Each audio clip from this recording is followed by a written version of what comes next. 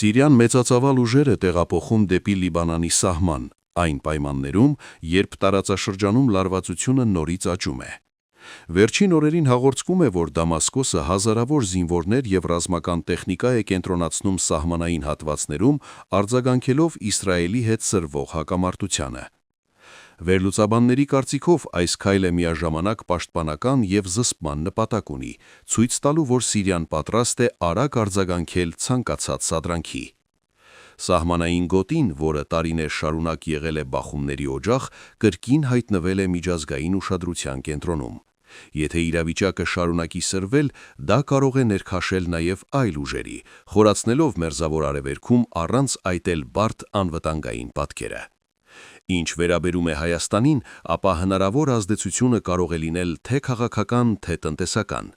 Տարածաշրջանային լայնածավալ լարվածությունը կարող է ազդել էներգակիրների գների վրա, ինչպես նաև փոխել գեոպոլիտիկ հավասարակշռությունը, որտեղ ներգրավված են նաև Հայաստանի ռազմավարական գործընկերները։